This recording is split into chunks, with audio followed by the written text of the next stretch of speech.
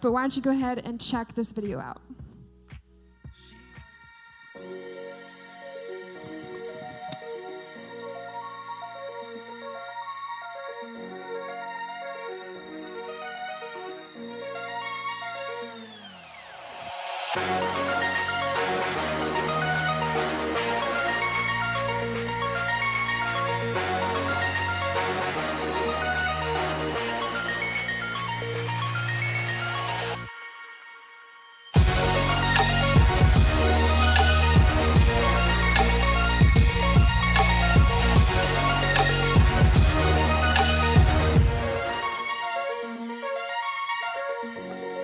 What's up, students? My name is Josh. There's some faces around here that I don't recognize, so nice to meet you guys. I do have a question for all of you today. I have a question. It's this. How many of you are, expert arguers? Just admit it. It's okay. This is a safe place. You're just I live for the moments when I can tell someone why they're wrong. That was me growing up. I was Mom, bring it right now. I'm going to tell you why I do not need to be home by curfew. I'm going to tell you why I don't need to eat healthy. I'm going to tell you why I don't need to go to school when I don't want to go to school. I lived for those moments. On top of that, I had 3 younger siblings, and I lived for the moments when I could just make their lives real difficult by arguing with them about things. For example, my youngest brother, we have about a 6-year age gap between us. So when he was in 5th grade, he's at that point, he's not quite a turd yet, but he was getting close. He was getting sassy, right? And I was probably a junior in high school, so some of your guys' age. And we're hanging out on the trampoline, as we did.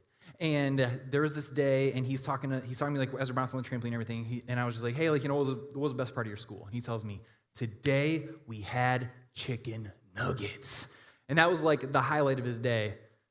Had a pretty sad life, I guess. But he was so pumped about these chicken nuggets, so excited, and I did not miss a beat. I jumped right on it. I was you're joking.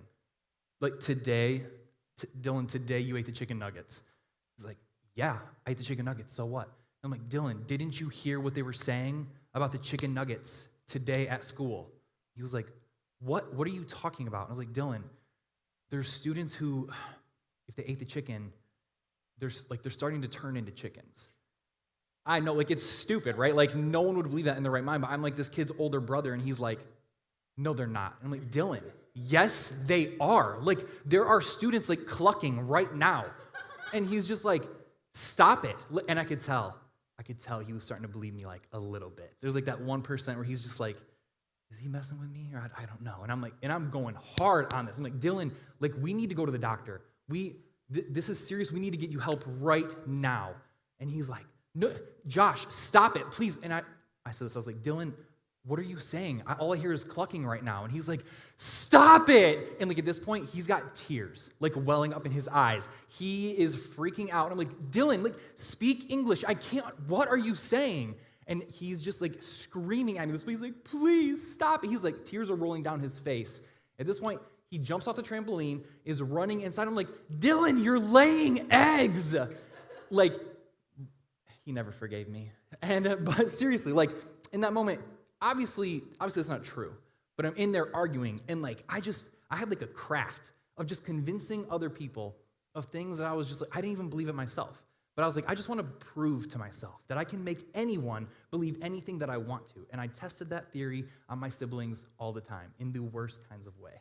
But chances are that everyone in this room, we've had different situations where we found ourselves in arguments. And chances are that everyone in this room, we have different ways that we argue with people, whether it's trying to just convince someone of something completely ridiculous that we don't even believe ourselves, or maybe you're the person that when you start arguing with people, your preferred arguing style is that you just get louder than the other person. Misha's yes, that's what I do. Even if you don't believe what you're saying, you're if I just say it louder, then they'll believe me. And you just start getting real feisty with them. Or you're the person that, this is the pro move. You subtly change the subject mid-argument, and then you win a different argument, and then you're they didn't even realize that I completely changed it on them. And I won the other argument, but because I realized that the first one I was about to lose. Or maybe you're the person that you just get real passive-aggressive.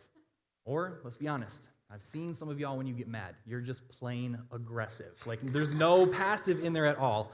Or maybe you just go silent.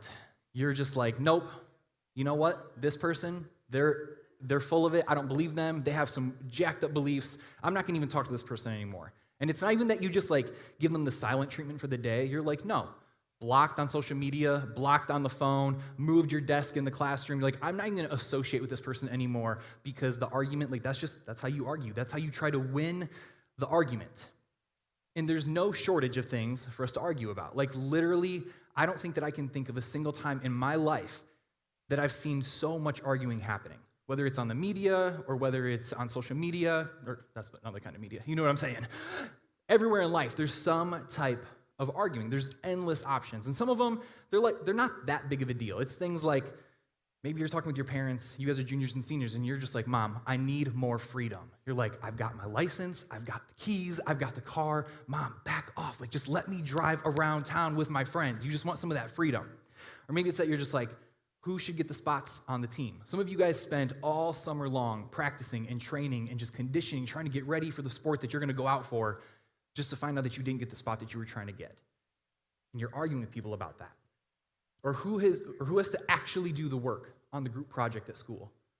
Maybe like you're the person that you're like, I care about my grades and I care about the scholarship that I'm going to need in order to go to the college that I want to go to. And you get put in the group with people at school and like they know that you feel that way. So they're like, it's okay. I'm going to coast because Morgan's just going to take care of this for me on her own.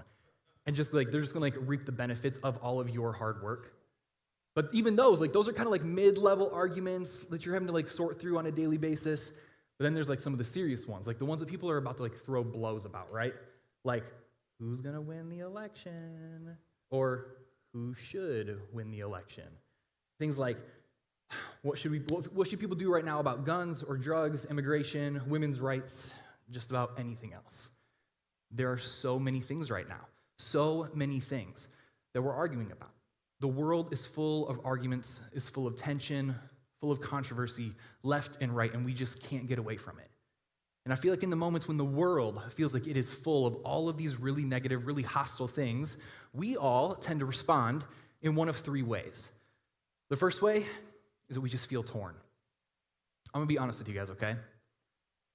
I don't think that I've felt more torn about what I should do and like what my response should be to a situation than back months ago at this point, when the news broke that Ahmaud Arbery went for a run and got gunned down in the street.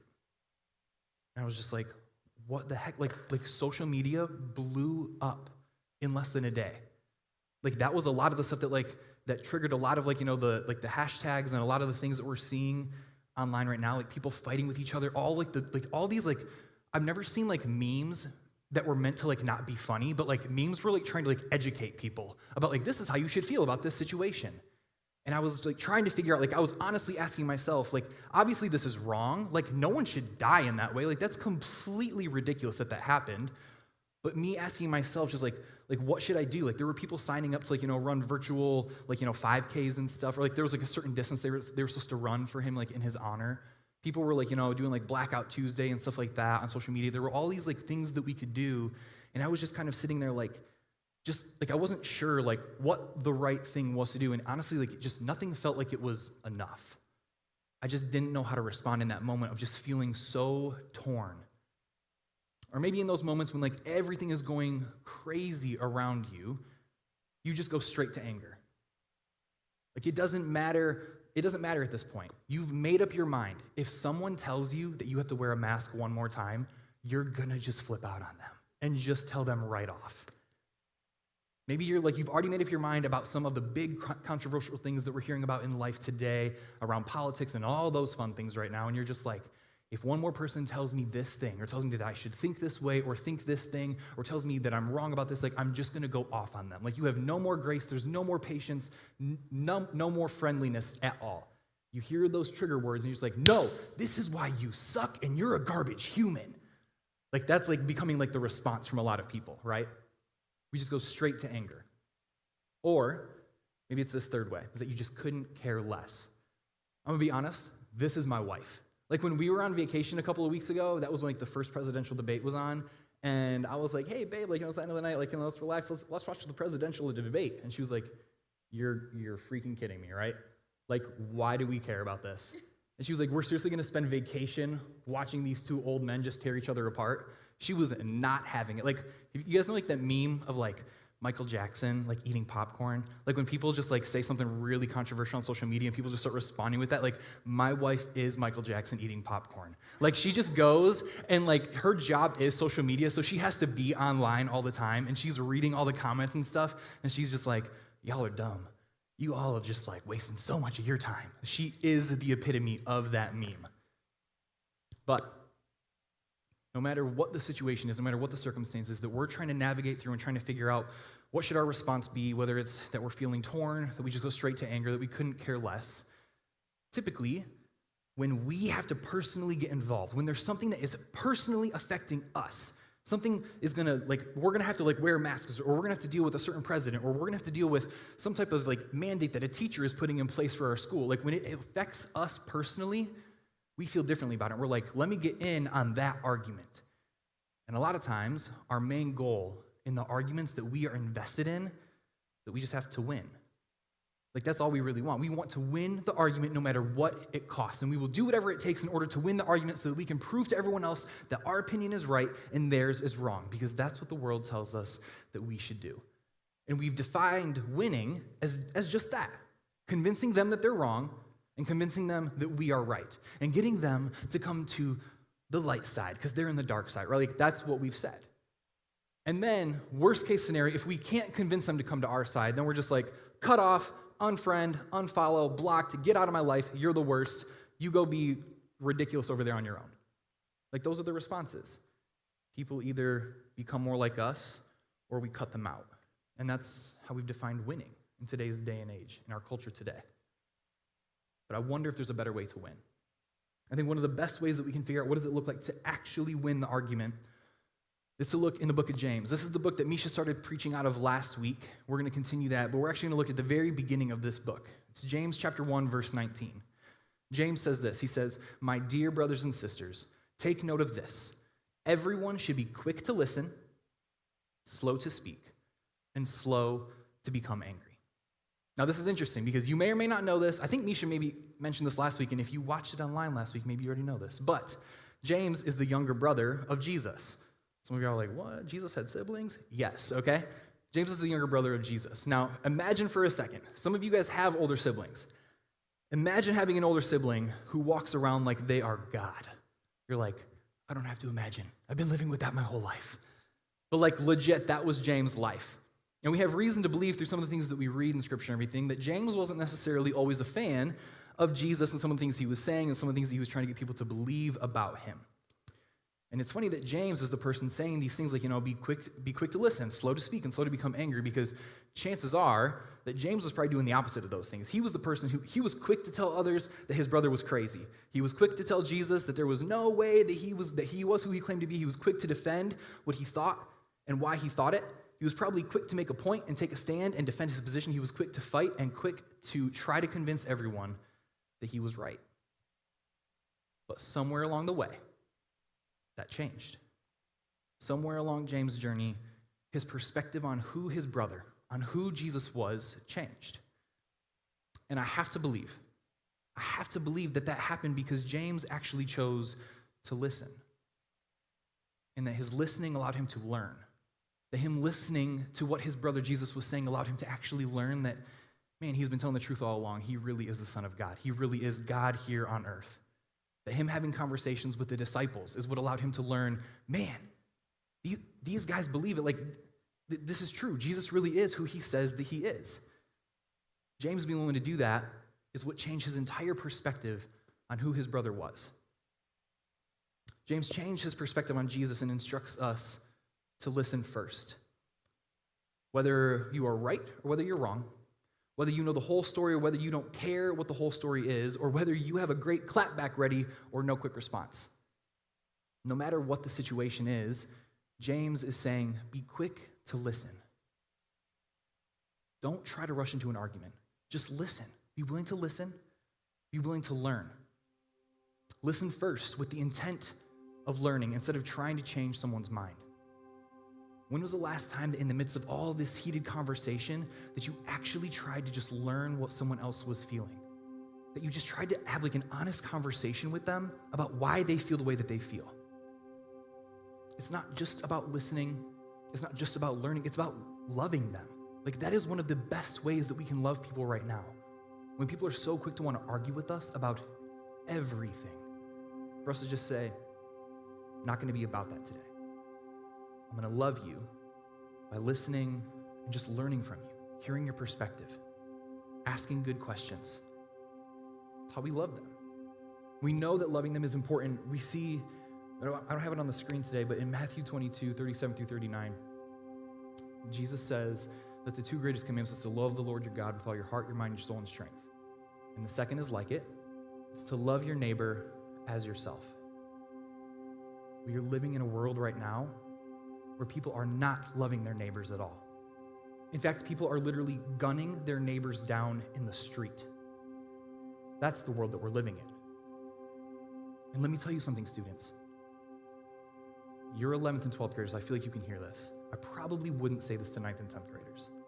But right now, if you find yourself sitting in this room, and if you have any set of beliefs in your life, whether it's political, whether it's spiritual, whether it's about what's emotional, like whatever it is, whatever your beliefs are in life, if your set of beliefs that you have are preventing you from loving your neighbor the way that Jesus has called us to do that, then you need different beliefs. Your beliefs should not be the reason that you can't love someone else. And so often, come on, like how often do we hear Christians say, well, we need to tell people the truth in love? We are so good at telling them the truth sometimes. We are the worst at loving people. And I promise you something. No one in this world wants to hear your opinion about what you believe the truth is if you don't first show them that you love them. So if you feel like you're doing a service to the people at your school or the people in your house that you live with or people that you meet on the streets by just telling them the truth and saying, guess what? This is why you suck and this is what you need to change in your life in order to be more like Jesus. They literally don't care. Nor should they. Why would they care? Who are you to them? Love them first. Be willing to build a relationship with them first. Be willing to let the love that you show them on a regular basis be the place that allows you to be honest with them about whatever your opinions may or may not be. And until then, maybe stop trying to shove your opinions down their throats, especially on social media.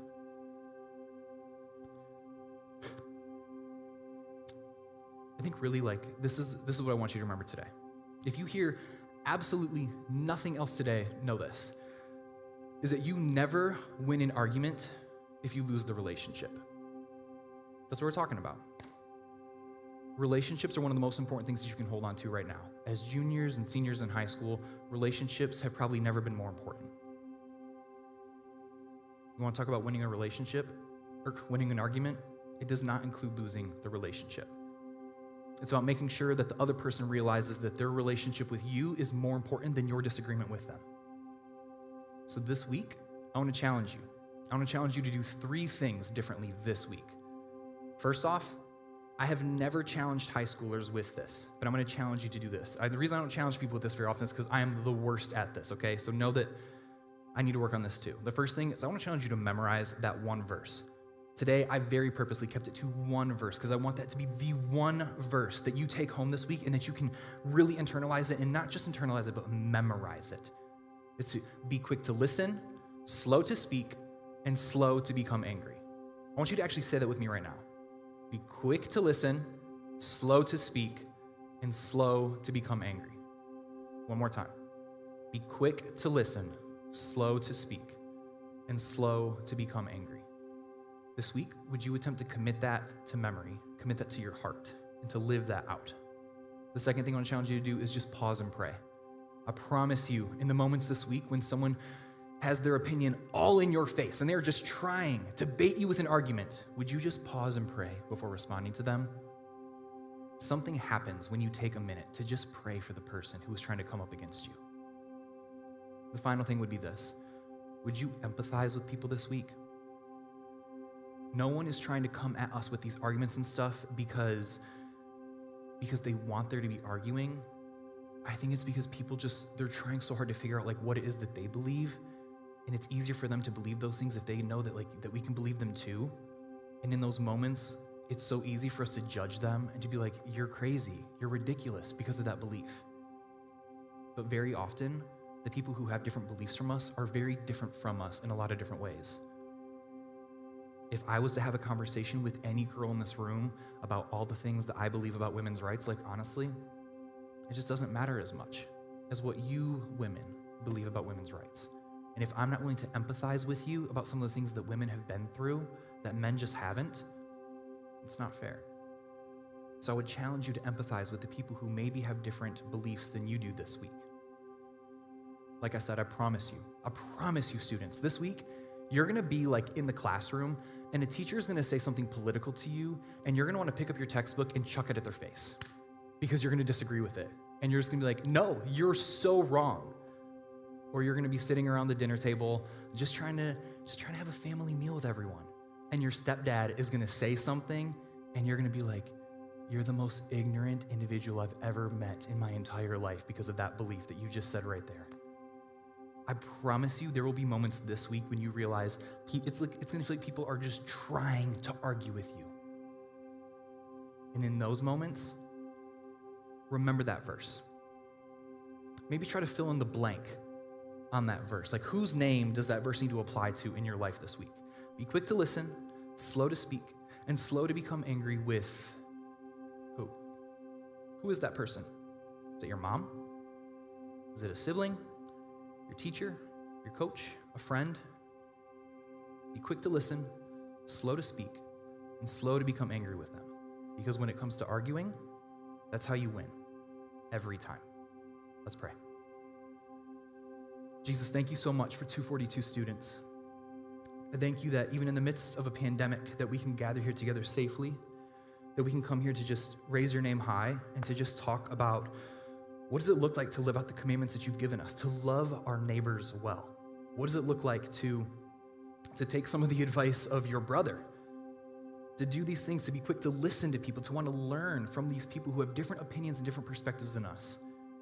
Jesus, I don't claim to in any way, shape, or form have all the answers about all of the world's problems right now, but I'm so confident that you do. And I'm so grateful that you were willing to humble yourself to the point of dying on a cross for our sins, because Jesus, we are so sinful. From the things that we see on our social media feeds to the things that we hear about on the news, like this world is just so broken, and I don't feel like there's ever been a time when I've more desperately just been so aware of how much we need you. Jesus, I pray that especially in the weeks and months to come, as I'm sure that things might only get a little bit more heated before they calm down, that you would just be with us. Help us to be people of peace. Help us to represent you well. Help us to love our neighbors so well. Help us to be the type of people that when we respond to people, even if we disagree with them, that you would look at us and that you would be proud of the way that we try to represent you and represent Jesus to them. Jesus, I pray for our students this week as they face tough situations and tough circumstances and people that they just have very differing beliefs from. Jesus, help them to be people of peace. Help them to be a light in a dark world that shines brightly for you and points people to you. We love you so much, and it's in your name we pray. Amen.